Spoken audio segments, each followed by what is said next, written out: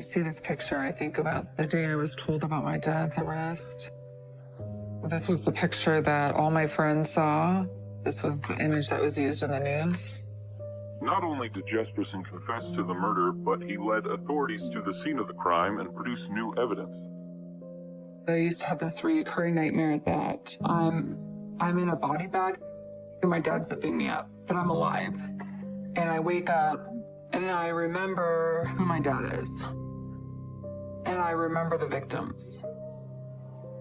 I think about the terror they must have felt the moment that they knew that they weren't going to live anymore.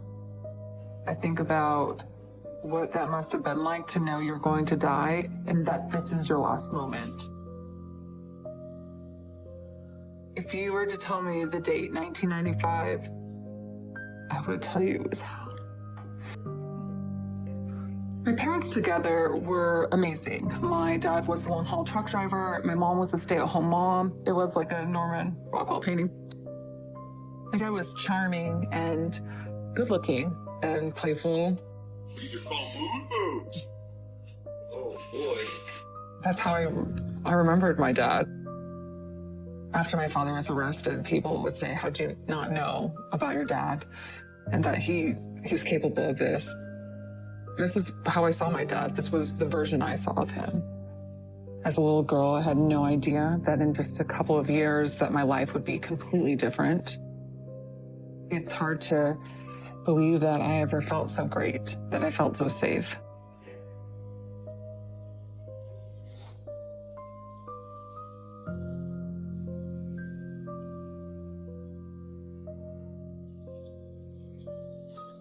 When my dad was home, all three of us kids would jump on him.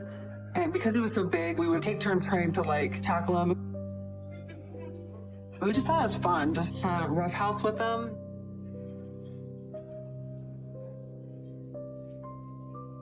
But he would take anything fun and then make it into a power game. He would take my hands and shove them back on the bed. And then he would not stop tickling me. I would tell him, stop, stop, stop. I can't take it. And he would really pin me down hard. And it wasn't fun anymore. Daddy, stop! Stop tickling me! And he wouldn't stop. He seemed to enjoy it. He was really intent. He was really focused on what he was doing. And it was almost like he didn't even hear me screaming. I'm powerless to stop him. Even when I begged and pleaded for him to stop, he didn't care.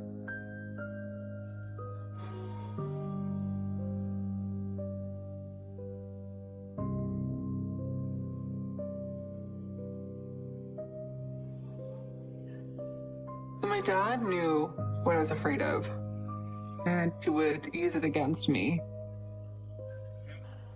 My dad liked to take us out into the woods and go hiking. He had some favorite trails that he would take us on. And this one particular trail, there's this bridge. And I was terrified of heights. Keep on. I remember as I started to cross it, my dad was behind me. And when I got to the center of the bridge, Hey, Melissa. What? he picked me up and he dangled me over the bridge. Like he could just drop me. And I said, Dad, I'm scared, I'm scared. So I would be screaming for him to put me down, Dad, put me down. And he would just be laughing. He saw me in fear and it seemed to give him a sense of control over me. He enjoyed me screaming and being terrified. When he was satisfied that I was afraid enough, he put me back down on the bridge. And I bolted and ran to the other side of the bridge.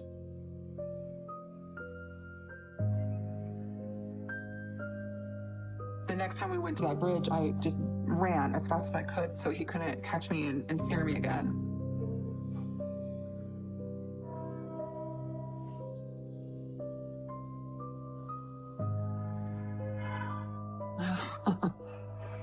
My gosh. I just loved kittens. You could tell I'm clinging on extra tight. I didn't want the cat to leave my sight. I know my dad didn't take this picture because I would have never been able to hold a cat like that in front of my dad. All of these feral animals would come onto our property, mostly cats and stray dogs. And I wanted to mother them, but my dad made it really clear about what animals he liked and disliked. He loved dogs. He purely hated cats. There was this one time he had just gotten home from being out on the road, and I found these little kittens, and I was petting them and playing with them. And then my dad approached me, and he said, what do you have there? It's a kitty. And then he's like, I want to play with them.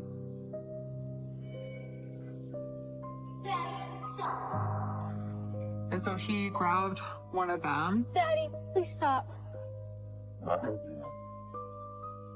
Hey there. Daddy, stop. And I remember he held it up like this, and he was looking at it and playing with it. And then he just like grabbed the tail, and then he started dangling it like this in front of me. And that's when I ran into the house to grab my mom.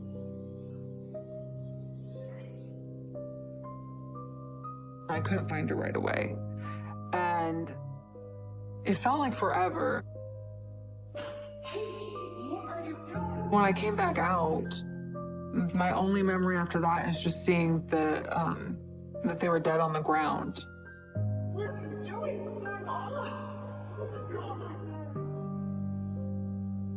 The way that they were laying, it looked like he had smashed them on the ground.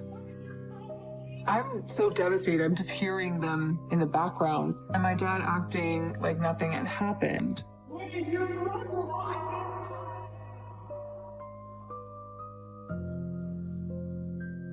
I just wish I could forget these things. They just don't go away. It's been over 20 years, and it changed me so much that I can't be around cats. When I see a cat and I start petting a cat, I go back there. I'm sorry. You can't forget those kind of things,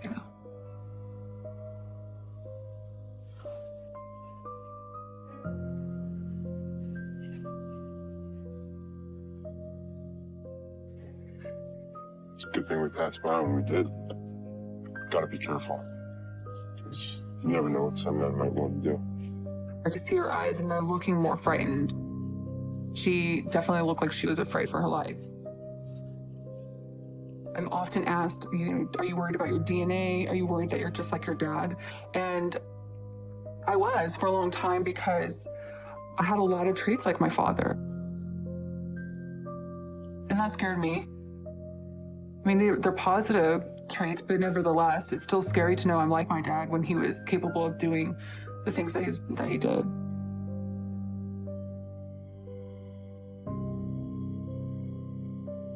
His behavior towards women started early. I had this babysitter that loved watching me and adored me. What is that? He's fine. She wasn't like other babysitters that turn on the TV and just talk on the phone. She actually would play with me, and that was really special. Woohoo! Wait, ready? Hey guys. Time to go. Come on. It's time to go. I'll see you next time, okay? Okay.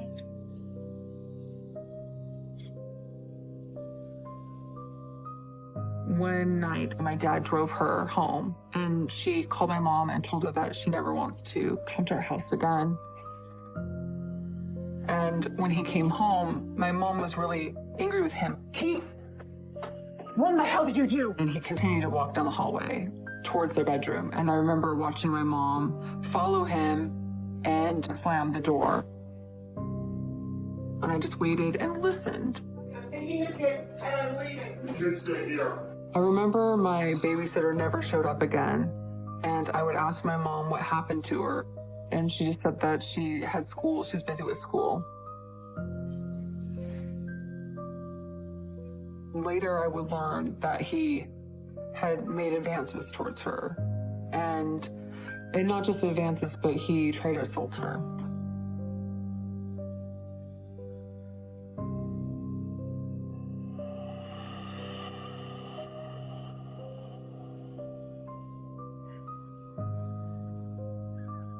My dad started to change after the divorce.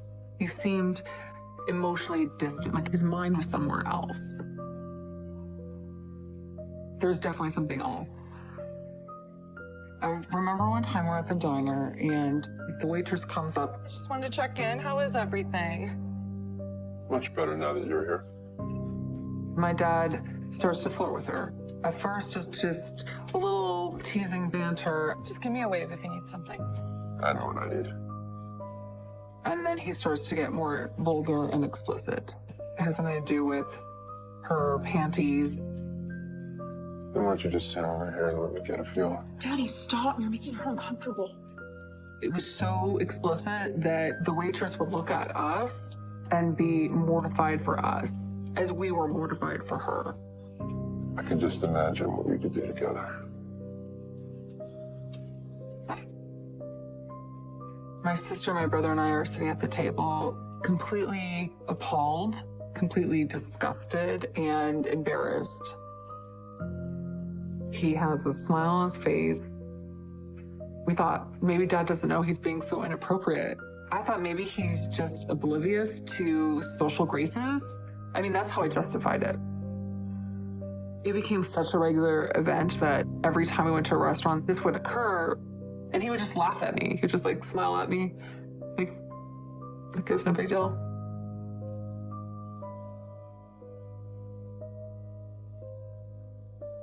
Things started to shift differently with my dad's interactions with people around us.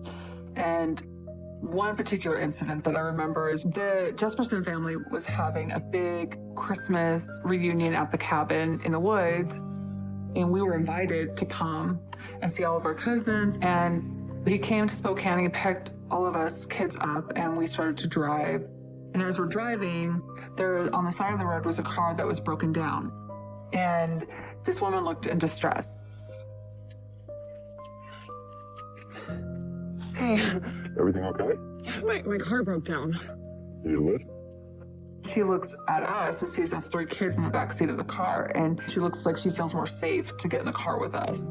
Yeah, that would be great, actually. Thank you.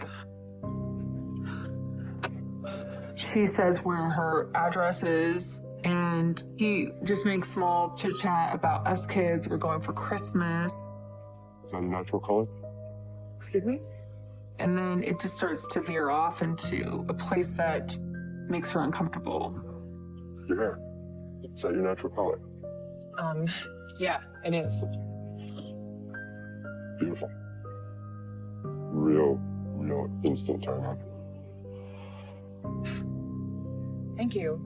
He starts commenting on her body, what she looks like, Good thing we came by when we did.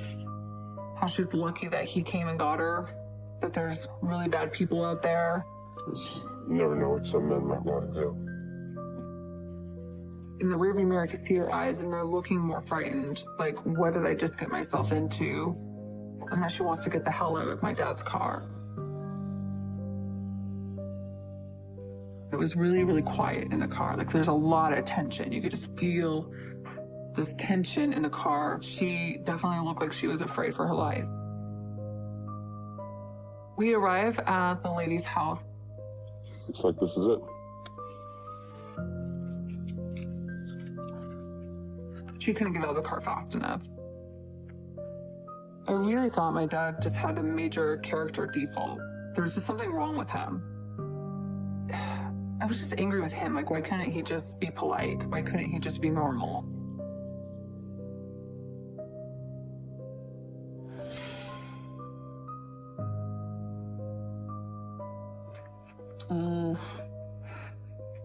And this is my dad next to his semi-truck. This is the truck I remember going into. He would go on the road and then I would not hear from him for days, weeks at a time and wonder how he's doing and what was going on in his life. My dad came for another surprise visit, and he asked to take myself and my siblings out to breakfast, but my sister and my brother had plans. So I remember we started driving, and we took a sharp turn.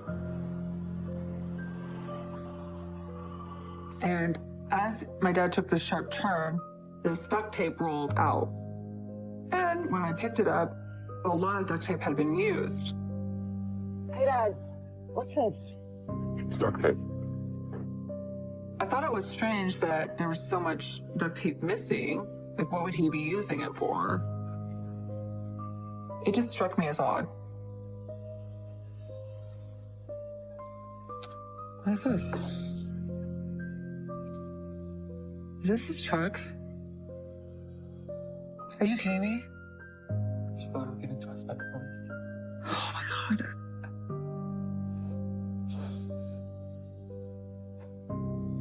Sometimes I think, like, some memories are so bad, and you just hope they're not real.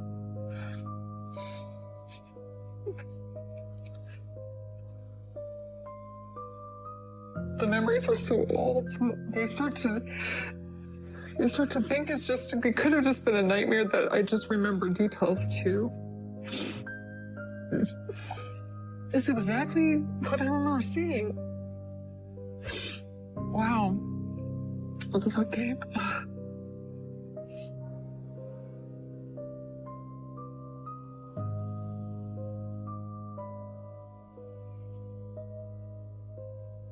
At this point in my relationship with my dad, I really didn't feel that comfortable with him.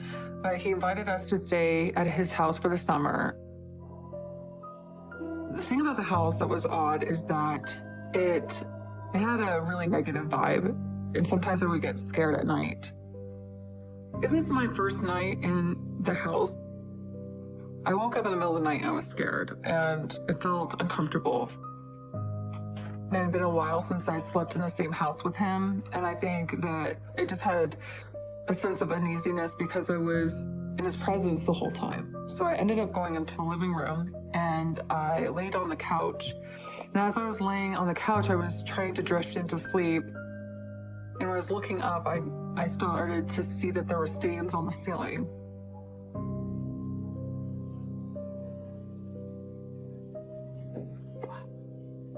I was wondering, like, how did stains get on the ceiling? It looked kind of like a splatter. I thought it was, at first, spaghetti sauce, like dried spaghetti sauce. And then I wondered how spaghetti sauce could be up there.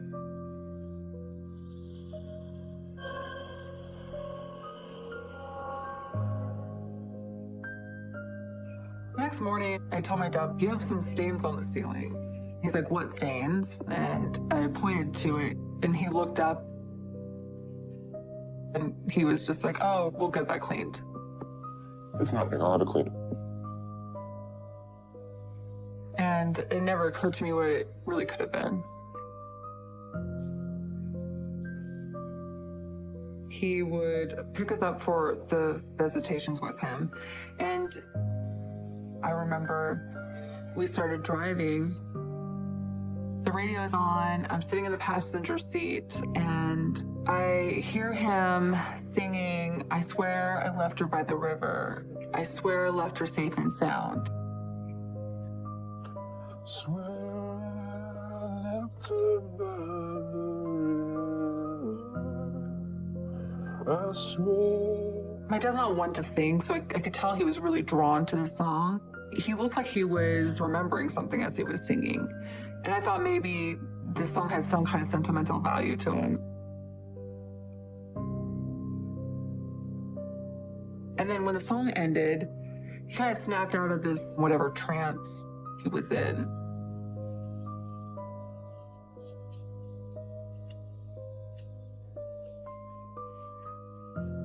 I could get away with it. He says, I know how to kill someone and get away with it. And without any further prompting, he says I would cut off the buttons of her jeans so that it wouldn't leave my fingerprints on it.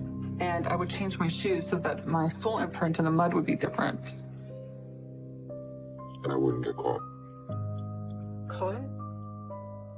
Like, he was proud of himself, but he was this a mastermind, that he knows something that we don't know. His behavior is becoming more and more bizarre. He was getting more extreme. But I never thought he could be serious about what he was saying. I remember thinking, I'm just glad that we're pulling up to the parking lot so that we could take a break. And I could forget that he's saying such weird things.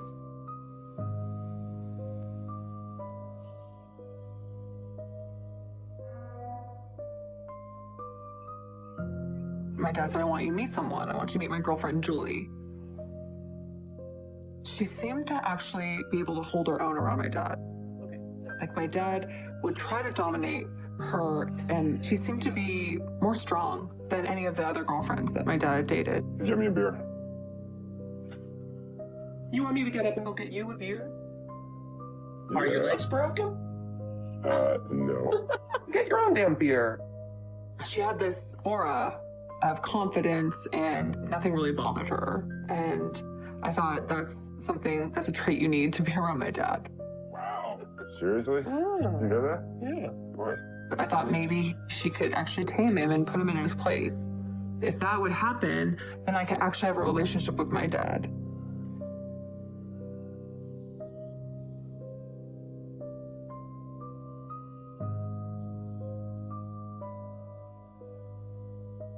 Never crossed my mind that the reports that were on the news were that close to home.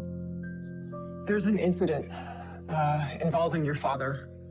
I felt like my whole world was coming to an end. This was beyond what I would have ever thought.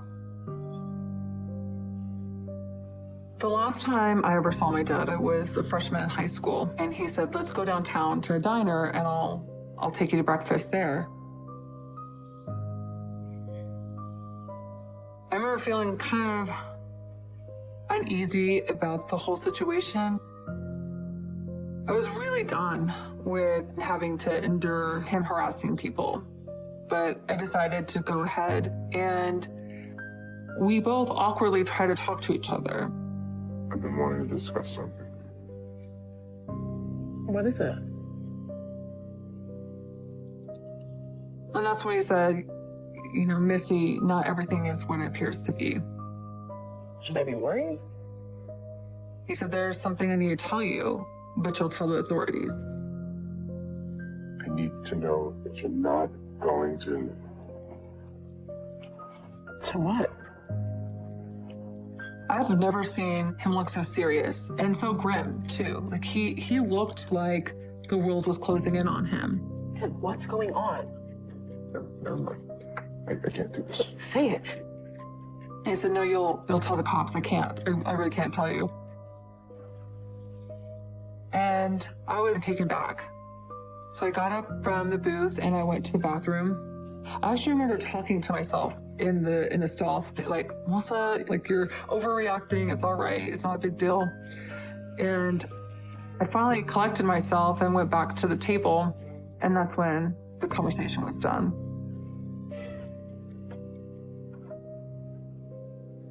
That breakfast just put me over the edge. I was done with his paranoid and creepy behavior. I was done spending time with him. It's just too much for me. It was emotionally draining. I never felt good about our visits. So I would either tell him I don't want to see him anymore or just ignore his phone calls and invitations from that point forward.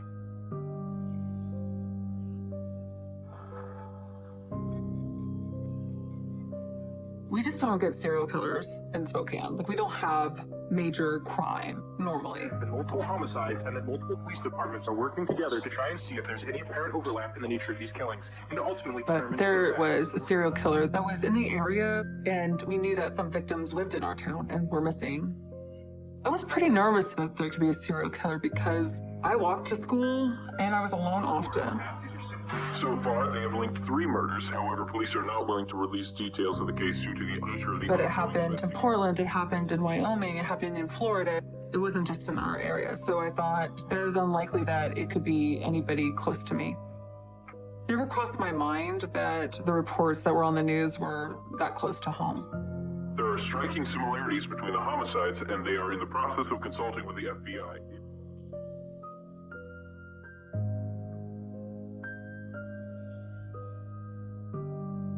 The last time I saw him was in September. And then Christmas came around. I didn't hear from him. And then it was several more months. It was spring. And I kept thinking, like, this is really odd that I've not heard from my dad in many months. This is abnormal for even him. And one day I come home after school. Melissa? And I hear my mom calling my name to have a family meeting. Sit down. We need to talk.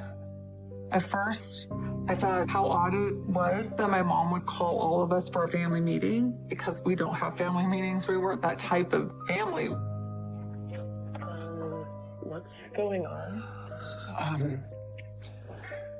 There's an incident involving your father. What happened? Is he okay? He's been, And she said, Dad's in prison. And that kind of had to sink in for a second. And then my brother said, for what? And she said, for murder.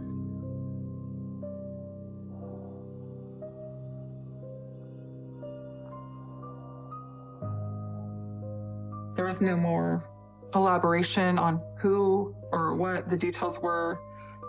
My mind tried to process what type of murder did my dad commit? Did he get in a fight because he was 6'6"? He was a large man. He could easily have accidentally killed another man. And then I remembered the cats.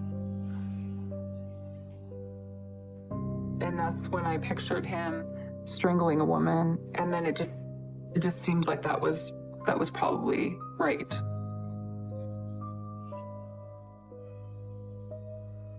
I felt like my whole world was coming to an end. Like this was beyond what I would have ever thought.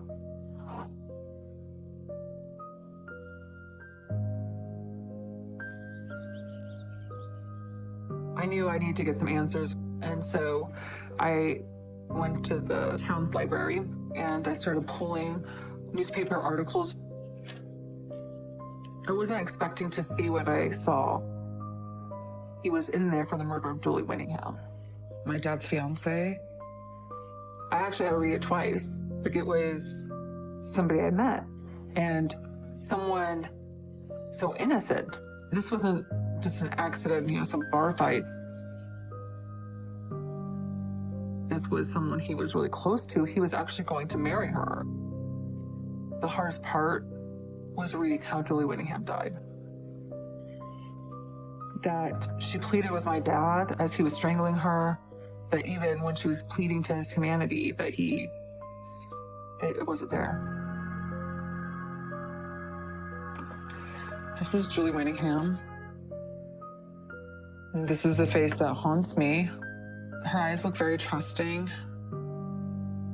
She probably doesn't know that the man she loves is who he is. I'm sure she didn't see any signs that my dad was capable of what he was capable. It's hard to look at her face. I don't want to look at it anymore.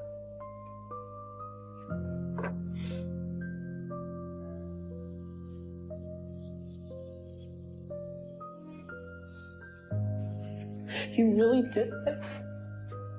I can tell you there's all sorts of reasons. He was actually confessing more and more. I thought my dad would save me from anything.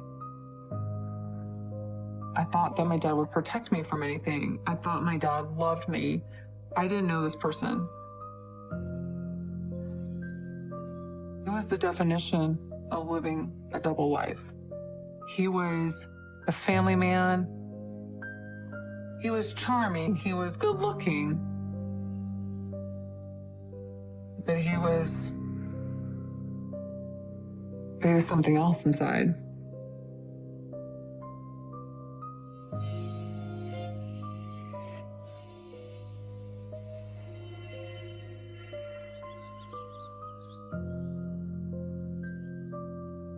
He was actually confessing more and more. So now it was not only Julie Winningham that I read, but it was potentially more.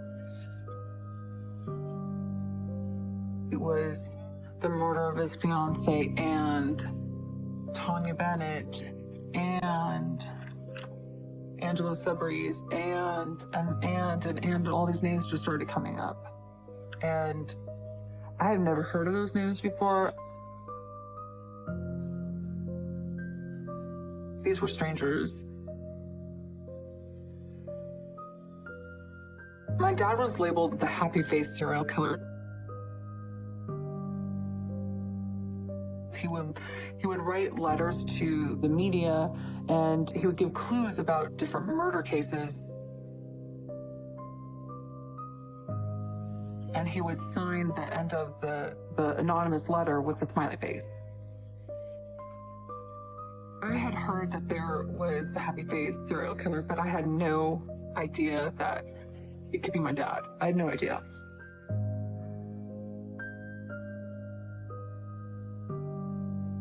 This is Tanya Bennett, my dad's first victim that he said looked like my mom. My mom had the same warm smile. It was her blood that I saw on the ceiling. He beat her to the point where you couldn't recognize her. The fact that I slept in the same house that he killed a woman in. The car that he drove me in, he used to dispose a body of. The truck that I was in, he killed his fiance in. It's like everything that was normal was now tainted. My whole life and existence with my dad was a lie. It made me question everything he said, everything he did.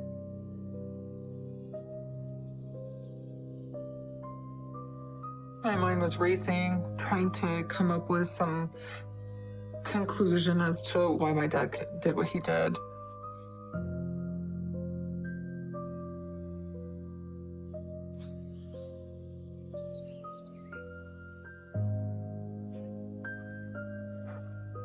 The visit didn't go as I thought it would go. In my head, I thought that I would see him and that all my questions would be answered and that it wouldn't be a scary experience.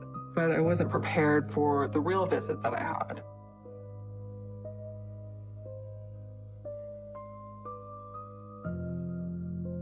And he sat right in front of me and I thought he looked exactly like a criminal. And the first thing he said to me is, "Missy, my best advice is that you change your last name." And that's when I knew he was guilty. He really did all this. And then he looked straight at me and said, "You probably want to know why, don't you?" I can tell you there's all sorts of reasons.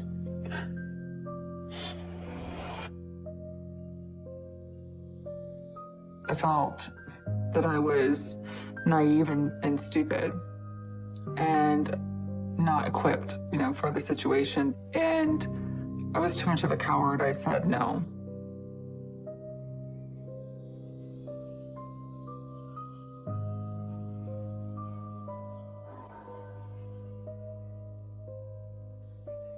My dad was given a life sentence for the murder of Tanya Bennett. Keith Hunter Jesperson committed the murder of Tanya Bennett. He led authorities to the crime scene where they found her purse. And then also the murder of Julie Winningham. And to accept responsibility for the death of Julianne Winningham, I am pleading guilty. From there, it just compounded. It was another life sentence and then another life sentence. My father claims that he killed over 163 women, but we know of at least 8 women that he's killed. There's potential that there's more women. We just don't know at this point.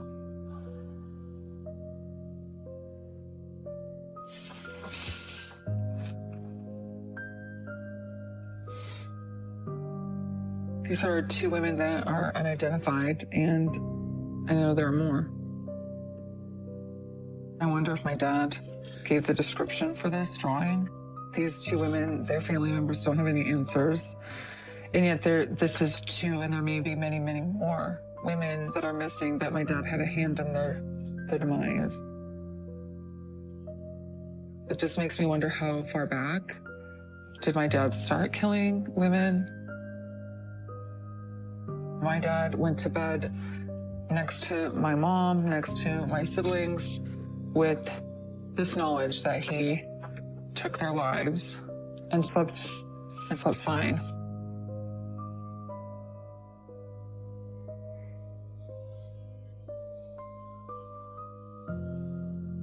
About 15 years after the arrest of my dad and the conviction of my dad, I had a visit with my grandfather.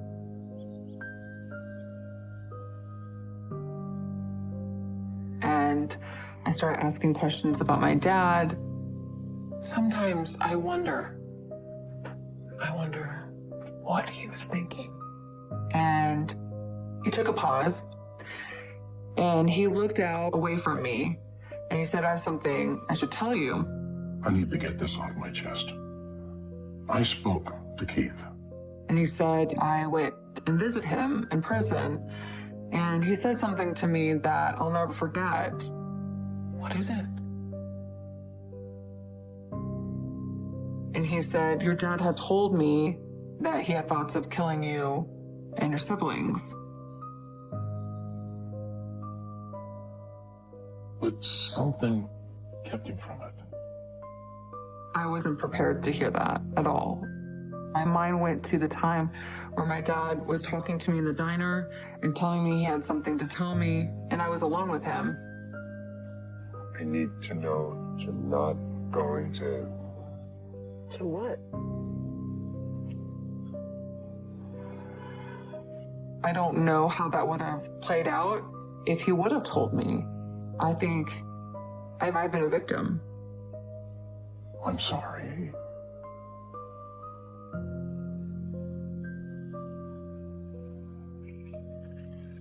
I had a hard time wrapping my head around the man I knew, the father, the loving father that I saw and experienced, to the cold-blooded killer that he's known to be. So I saw them as two split people, that one was my father and one was a stranger. But after my grandfather told me this, I now saw it as one person. This was the version I saw of him. The real Keith Jesperson is a heartless killer. His darkness outweighs anything light in him.